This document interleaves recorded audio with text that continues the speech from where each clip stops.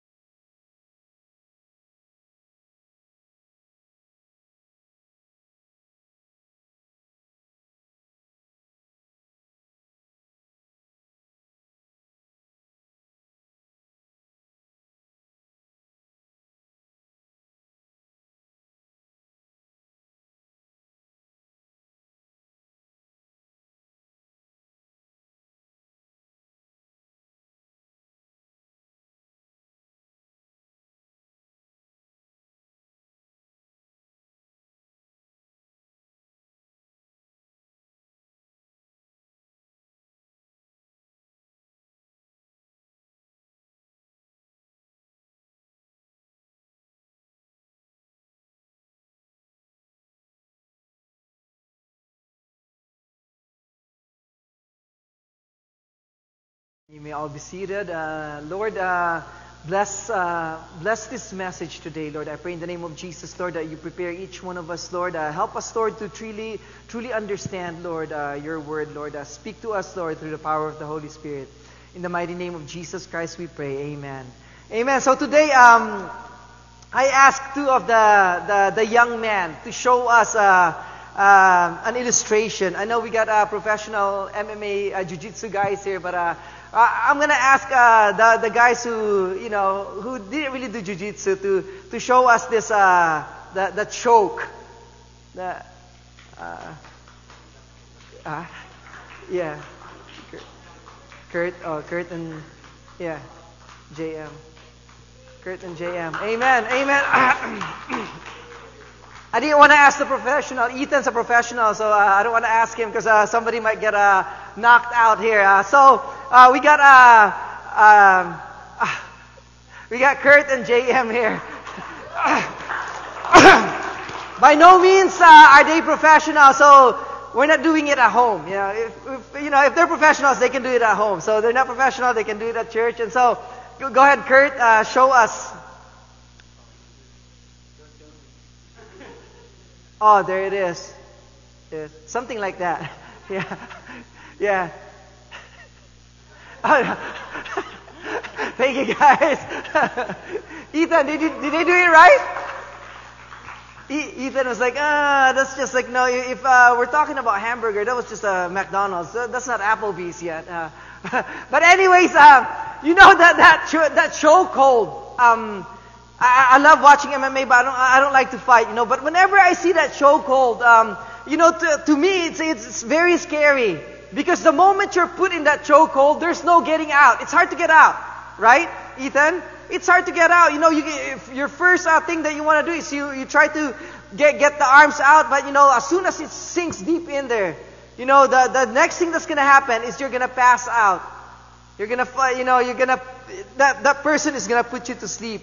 And so the title of this message is Breaking That Death Grip. That chokehold is like that death grip. And for death is humanity's biggest enemy. How many of you right now consider yourself old? Okay, there's a couple old people, okay? How many of you guys consider yourself young? Amen. Praise the Lord. Whether you're old or young, it doesn't matter. Your enemy is death. It doesn't matter if you're rich or poor. You're wealthy or you're poor. Your enemy is death.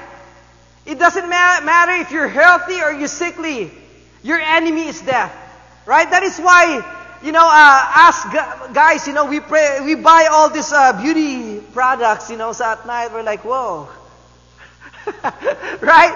When our hair starts turning gray, we try to color it. Yeah, right? If you look young, when you get old and everything hurts, you start taking medicine, right? To relieve yourself of pain. Because getting old means you're eventually going to die, right? We're all going to die anyways. Right? And so, death is humanity's biggest enemy. So Apostle Paul, in 1 Corinthians chapter 15, is giving us the only way of breaking that death grip. So 2 things here that I want to point out. The first point is no double cross. Can we say no double cross? So in verses 1 to 4, let me read it real quick. Now let me remind you, dear brothers and sisters, of the good news I preached to you before. You welcome it then and still do now, for your faith is built on this wonderful message. And it is the good news that saves you if you firmly believe it, unless, of course, you believe something that was never true in the first place. I pass on to you what was most important and what had always been passed on to me. That Christ died for our sins, just as the Scripture said. He was buried and He was raised from the dead on the 3rd day, as the Scripture said. And for us Christians, we stand on this one truth, the good news of salvation. We stand on this truth, the good news of salvation. So in verse 2, he says, and this is the good news that saves you if you firmly believe it, unless, of course, You believe something that was never true in the first place. So here's what Apostle Paul is saying. There is only one truth. There is only one truth. There's only one way, one truth, one life. There's only one cross. There's only one Savior and Redeemer. So he's saying, this is the truth about Jesus Christ. This is the only way. This is the only message that can give life, unless you believe something else. So here's what he's saying. There's no double cross. There's no multiple crosses.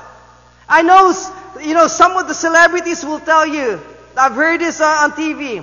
They say that, there's a lot of rivers and they'll all end up in the ocean anyways. But that might be true. For Christianity, God is saying that there's only one way to heaven. There's only one truth, and this is it. This is what Apostle Paul says. This is it. So in verse 3, he went on to tell us what this one truth is. He says, I passed on to you what was most important and what had been passed on to me, that Christ died for our sins. That Jesus Christ died for our sins. So let me stop right there. Here, the biggest, the other problem, the biggest sickness of humanity is sin. Death is a reality because of sin. When Adam and Eve, mostly Adam's fault.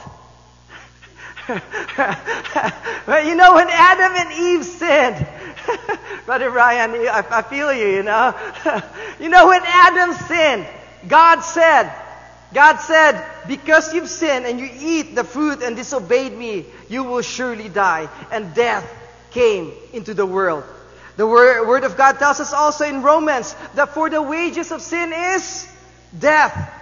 Jesus bore the sins of humanity by taking all of humanity's sins in all of history, by placing all of man's sin upon Himself. He said in 2 Corinthians 5:21, He became sin, who knew no sin, that He might become our righteousness.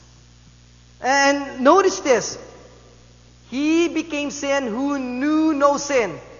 That statement of Apostle Paul in 2 Corinthians, who knew no sin, is such a powerful statement of who Jesus is. Because the Word of God tells us in Romans 3:23, for all have sinned. When Apostle Paul said that all have sinned, he's not just talking about some of the people, or some of the men, some of the women. He's saying all, everyone have sinned and have fallen short of the glory of God.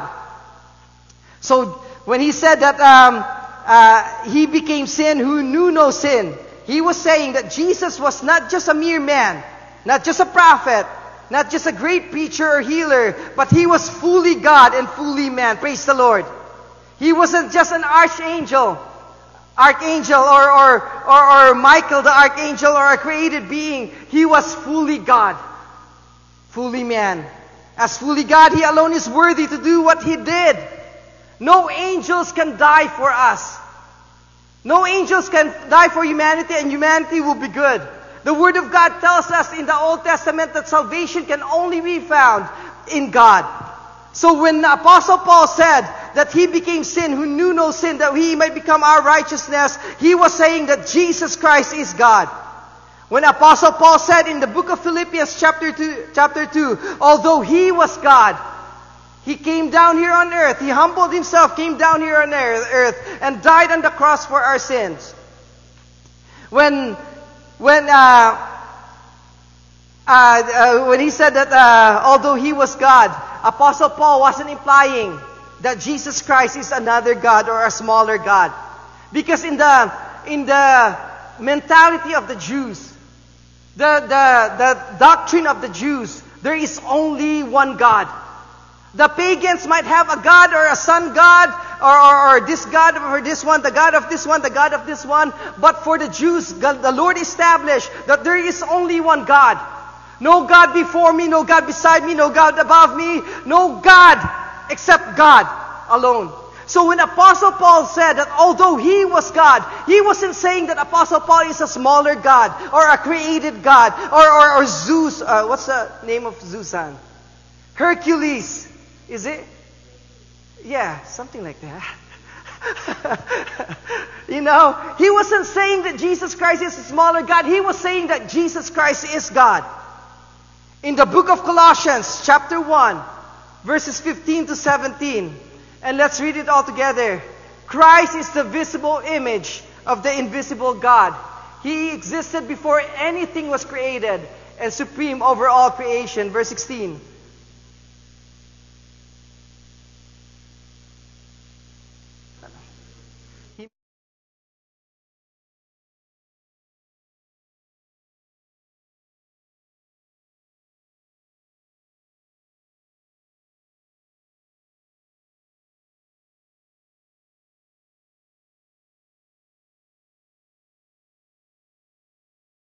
Verses 1 to 3, the Word of God tells us, long ago, God spoke many times and in many ways to our ancestors through the prophets.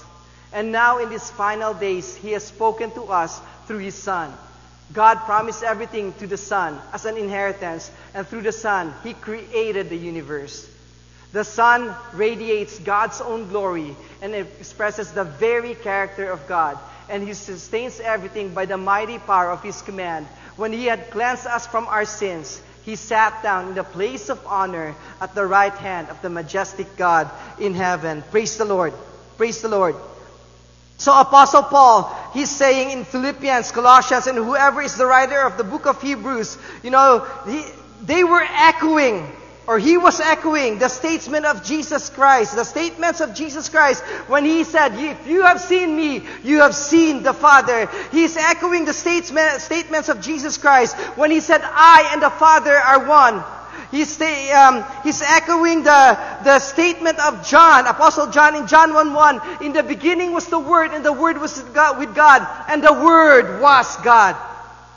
Here's what they're all saying, that Jesus Christ is God, the second person of the Trinity. When Thomas looked at Jesus Christ and he said, my Lord, my God, he wasn't merely saying, OMG. You guys know what OMG means? Amen. Hey, wow. Everyone knows what OMG means, huh? You know, when Thomas looked at Jesus Christ and he said, I don't believe that you're Jesus Christ and you came alive. And Jesus Christ gave him His hands. Thomas looked at Him and says, you know, he says, my Lord, my God. He would, you know, some of the cults out there will tell you, oh, it's a Hebrew, what was it? Like a Hebrew saying, you know, oh, OMG, kind of like that. I want to tell you right now that in the mindset of the Hebrews, there's no such thing. They can't say, OMG. They can't say, oh my gosh. That's something that we made up, right, you know, nowadays. It's something that, you know, the name of God was revered by the Hebrews, by the Jews. You know, the name Yahweh, they only say it once a year. I forgot which holiday it was, but the priest would say it once a year. Mostly, when the priests or the religious leaders or the teachers will speak the name of God, they would replace it with Adonai and Elohim, usually. You know, when you go out in the streets, when people will talk, you know, if me and Pastor Christian will talk about God, we'll say, you know, let's go and worship Hashem. Hashem is the name. You know, we're saying that He is the name above all names and we will worship Him. So everyone usually, instead of saying Adonai and Elohim or Yahweh, they say Hashem. So, they revered the name of God. So when Thomas says, and looked at Jesus Christ and he's saying, my Lord, my God, he wasn't saying, oh my gosh. He was saying, you are my Lord, you are my God. And Jesus Christ told him, blessed are you, you know, who saw me and believed. But blessed, the people who haven't seen me and believe are more blessed. Praise the Lord. Praise the Lord. Thomas was saying, you truly are the Alpha and Omega, the beginning and the end. You are God. Jesus alone is worthy to be the perfect Lamb of God. So when He says, you know, He died for our sins, you know, that is such a powerful statement. Christ died for our sins and He was buried. Verse 3. As the scripture said in verse 4, He was buried. So when He was buried, shows the extent of God's anger and wrath towards sin. So when a so-called when a person says that he or she is a Christian, but he or she keeps living in sin, and they look at you, and they, when you tell them about it and kind of tell them in love, you better watch out for this kind of lifestyle, and they'll tell you, no, God, I can do this because God loves me anyways. I don't think they understand that this God that we worship is a God who hates sin. So Jesus Christ bore all the sins of man and received God's full wrath because of sin. Because of the sin that was intended for us. The wrath that was intended for us. Jesus Christ bore all of that. Jesus Christ, fully God and fully man. In His full humanity, Jesus could die and become the substitute sacrifice for us. He said in verse 4 again, He was buried and He was raised from the dead on the third day, as the scripture said. He rose. He rose. The teaching, Christianity hangs on this very important message that Jesus Christ did not remain dead. That Jesus Christ rose again on the third day. He rose. He rose, pointed that He is the truth and the life. He, Jesus Christ, prophesied before He died. Way before He died. He says, I will destroy this temple, and on the third day, I will raise it back up. Jesus Christ prophesied when they were asking for signs. He said, the only sign that you're going to get is the sign of Jonah. Where Jonah was in the belly of the whale for 3 days and 3 nights, so also the Son of Man will be in the heart of earth for 3 days and 3 nights. Jesus Christ said it many times, over and over again, that He would suffer and be killed at the hands of the leading priests and religious teachers and be raised on the third day. All those prophecies of Jesus Christ came to pass. John the Baptist, when he was asked about Jesus Christ, he pointed at Jesus Christ and he said, He is the Lamb of God who will take away the sins of man. He rose again. He rose. You know what? When we think about everyone who's died 100 years ago, none of them had risen back to life. I guess some of the people who died a couple years ago, so I'm not sure because they're still receiving SSS. Just kidding. Brother Brian, are they still alive? Amen. Okay, I hurt my back laughing there. Old age. Anyways, there's no other way, no other cross, no double crosses. This is amazing. In verses 5 and 2 to 8, I just want to read this real quick. He was seen by Peter and then by the 12 apostles. After that, He was seen by more than 500 of His followers at one time, most of whom are still alive, though some have died by now. Then He was seen by James and later by the apostles. Last of all, I saw Him too, long after the others, as though I had been born at the wrong time. Here's what Apostle Paul is saying. That the resurrection, the death, the burial, and resurrection of Jesus Christ is real and true. And that's why millions of Christians died 20 years after Jesus, 20 to 40 years after Jesus Christ went back to heaven, because they've seen the Savior alive. So, no double crosses. Here's what Apostle Paul is saying and telling everyone, no double cross, no multiple crosses. There's only one cross, one Jesus Christ, one baptism, one God, one Lord, one Savior.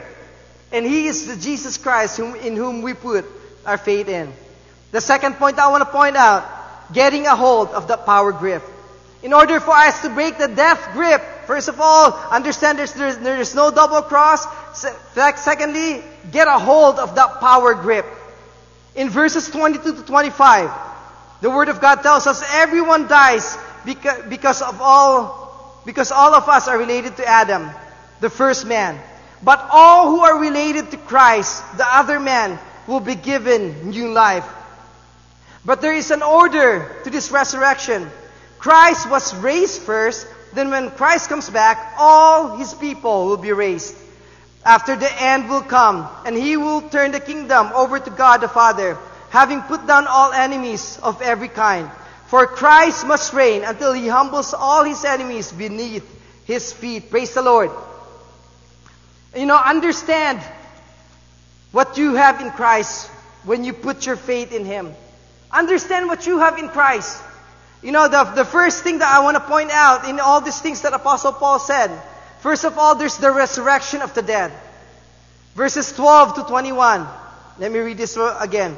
But tell me this, since we preach that Christ rose from the dead, why are some of you saying that there will be no resurrection of the dead? For if there is no resurrection of the dead, then Christ has not been raised either.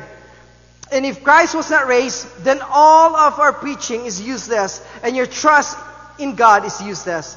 And then when the apostles would all be lying about God, for we have said that God raised Christ from the grave. But that can't be true if there is no resurrection of the dead. If there is no resurrection of the dead, then Christ has not been raised. And if Christ has not been raised, then your faith is useless, and you are still under condemnation for your sins. In that case, all who have died believing in Christ have perished.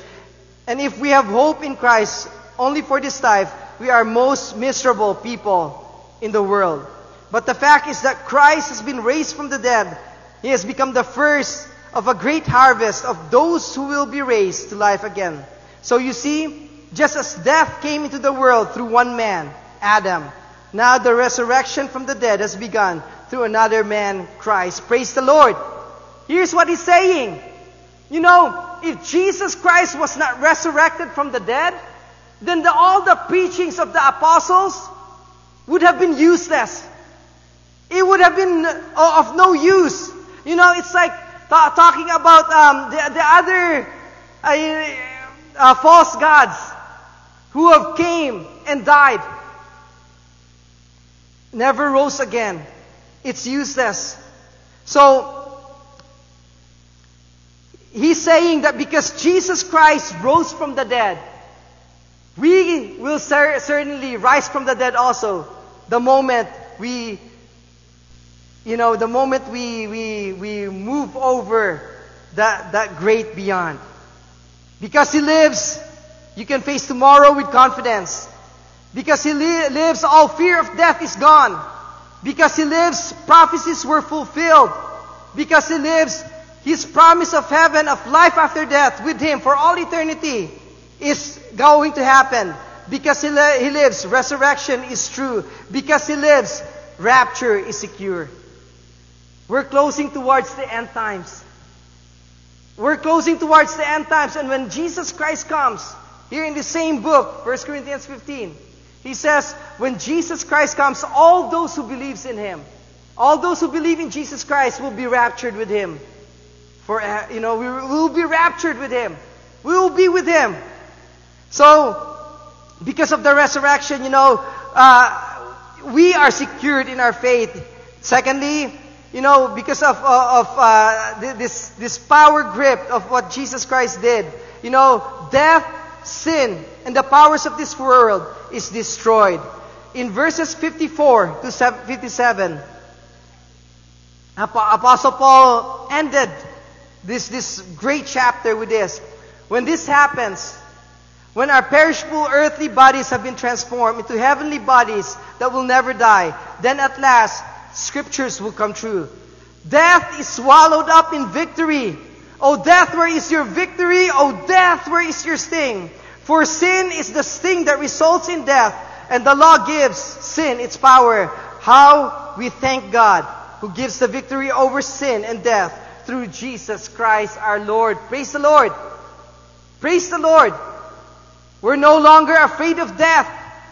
As the Holy Spirit is working in you, sin has no longer got a hold of you that it once had.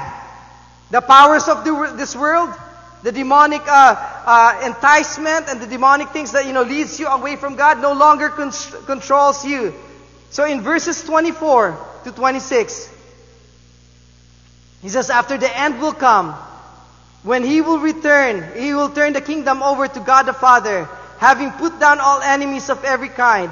For Christ must reign until He humbles all His enemies beneath His feet. And the last enemy to be destroyed is death. Here's what Apostle Paul is saying. To me this is amazing. Because death, sin, and all the enemies of God are put underneath God, and He will crush them. He will crush them. That's one of the things that God had done. That's the power that God, the power that is in us through Jesus Christ our Lord. He has crushed death, sin, and the powers of this world. The last thing about this power grip of God is the glorification is attained. Verses 27 to 28. It says, for the scripture says, God has given Him authority over all things. Of course, when it says authority over all things, it does not include God Himself, who gave Christ His authority. Then when He had conquered all things, the Son will present Himself to God, so that God who gave His Son authority over all things will be utterly supreme over everything and everywhere. Praise the Lord. While Jesus was on earth, God the Father had given God the Son all authority. It says in Isaiah, and the government shall be upon His shoulders, and His name shall be called Wonderful, Counselor, the Mighty God, the Everlasting Father, the Prince of Peace. His ever expanding peaceful government will never end. Praise the Lord. As the visible image of the invisible God, as the exact representation of God, as the Word of God, as the Lamb of God, as the Son of God, Jesus was given all authority to reign here on earth until He humbles all His enemies beneath His feet, including death. So verse 24, Apostle Paul said, after the end will come. After the end will come. When we're talking about the end times, we're talking about the end times, we're talking about the rapture, we're talking about after the Antichrist has ruled, he says after the end will come. And Jesus Christ rules, and the rule of Jesus Christ here on earth is over. There is no need for mediatorial kingdom. There is no need already for a mediatorial kingdom. So while we're here on earth, we can't see heaven. Can you guys see heaven from here? Right? You can't, right? You can't see heaven from here. So while we're here on earth, there's a spiritual kingdom that is ruled by Jesus Christ. But there's also a heavenly kingdom where the realities of the kingdom of God is up there. But while we're here on earth and we can't see the heavenly kingdom yet, the spiritual kingdom of Jesus Christ is reigning right here on earth through the church. The spiritual kingdom of Jesus Christ is reigning in your hearts. And while we're here on earth and we can't worship with God in heaven, here's what Apostle Paul is saying, that the spiritual kingdom, when he says, thy will be done on earth as it is in heaven, whatever it is that's going on in heaven is happening right here in the spiritual realm, where Jesus Christ is the ruler. So Jesus Christ, who is the mediator between God and man. While we're not there on heaven yet, God has given all authority to Jesus Christ to be the ruler here on earth. And some also believe that after that, Jesus will rule. In the book of Revelation, it says, Jesus will rule for 1,000 years here on earth. And you know what? Who wants to rule with Jesus Christ on earth for 1,000 years? No more death there. 1,000 years. No, I don't know. You probably still feel the pain of the knee pains, huh? At 1,000 years old, maybe. But I think in verse 28, in my version, this really conveys, and captures the picture the Apostle Paul was trying to convey. Here's what my version says. Then when he has conquered all things, the Son will present himself to God, so that God, who gave his Son authority over all things, will be utterly supreme over everything and everywhere. Here, the enemy uses this verse to say that Jesus Christ is not God.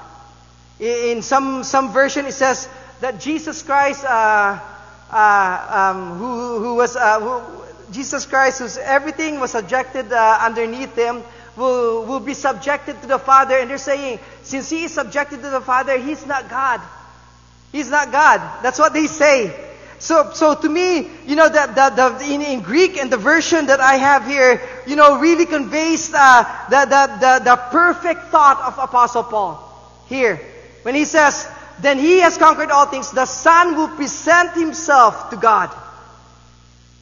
You could say subjected also, but he presents himself to God.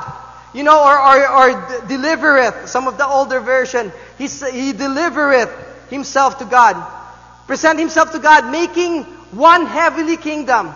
Since towards the end times, when the rule of Jesus Christ here on earth is over, and we all go to heaven with God, meaning that there's no need for a mediatorial kingdom anymore. There's no need for the spiritual kingdom here on earth, because we're going to be in heaven worshiping God. We will see God for all His glory. We will see Jesus Christ in all of His glory. So, He's making one heavenly kingdom where God the Father, God the Son, God the Holy Spirit reigns for all eternity. In the book of Revelation towards the end, He says the new heaven and new earth has become one, and God's kingdom will come, from the heavens and go down into earth, the new earth, and that is where God will reign. He says that is where God will inhabit that new place. And so here's what Apostle John is saying in the book of Revelation. That new heaven and new earth has become one. And it's become the kingdom of God. And we are there worshiping God for all eternity. So there is no need for that mediatorial kingdom anymore. He's saying that God, who is the king here on earth, who will, all authority is underneath Him. The moment we get to heaven, the authority that He has, He will give it to the Father, and they will have one and united authority over everything, and we will worship them. God the Father, God the Son, God the Holy Spirit as one. Praise the Lord. We will be in our glorified bodies. That's what I'm excited about. Because I was watching our game, me and Shandon, where I scored 1 point. And I feel like, the rim just gave me grace, because that thing was bouncing and it went in. I'm like, right? I won't feel that pain anymore. I was watching my moves. I'm like, man, that's an old guy playing. I wish I'm like Brother Dennis how old were you, Brother Dennis, when you hit the winning shot? Amen. Brother Dennis, a couple years ago, our championship game where I was told I can't play, so I stayed home crying. Brother Dennis, I heard, that we won that game because of Brother Dennis hitting the 3-point shot. Whew. Amen. But anyways, going back to my story, it has to go back to me. I was watching my video and I'm like, man, that's an old guy playing. That's not even, that's the part of the shadow of what I had in the past. That's not even a shadow. That's a part of the shadow. But I'm saying, I'm like, man, I'm getting old, but when we get to heaven, we will have the glorified bodies where I could look at my brothers and sisters and we're like, wow, still young. Brother Brian, we're still young. Right? Amen. Praise the Lord. So understand that there is only one way, one truth, and life. We have one Lord, one Savior, one God, one cross, and not double or multiple crosses. Understand this also. Get a hold of God's power grip in your life, since you place your faith in Him, and for this is a life-saving truth. You know, a lot of people out there have been preaching about reaching the lost. They are in that chokehold right now where they can't leave. They are in the chokehold of the enemy, where the enemy is just controlling them. They're in the chokehold of of death, that death grip, and they don't understand that the moment they breathe their last breath, hell is waiting for them. And God has given us the good news of salvation, where we could break the death grip, not because of us, but because of what Jesus Christ had done on the cross. And here's what the Lord is, and Apostle Paul is telling us, and what Jesus Christ wants us to do, is to tell them that the grip of death can be broken with the power grip of Jesus Christ. Don't hold back. Don't hold back on your testimony. Here, let me go back to this verse here. What Apostle Paul said. He says in verse 9, "For I am the least of all the apostles, and I am not worthy to be called an apostle after the way I persecuted the church of God. But whatever I am now is all because God poured out His special favor on me, and not without results. For I have worked harder than all other apostles, yet it was not I, but God who was working through me by His grace." So it makes no difference whether I preach or they preach. The important thing is that you believe what we preach to you. Here's what Apostle Paul is saying. That when God has broken that death grip in your life, and you have put your faith on the grip hold, the power grip of the Lord Jesus Christ, He's saying, transformation will happen. He says, "I'm the worst of all sinners. I persecuted the Christians. But the moment the power grip of God has grabbed a hold of his heart, He's saying, I am changed. I am renewed. I am transformed. And I want everyone to share that same good message, because God will do the same thing for them." Let's pray. Dear Heavenly Father, thank you so much for your word. In the mighty name of Jesus Christ we pray. Amen.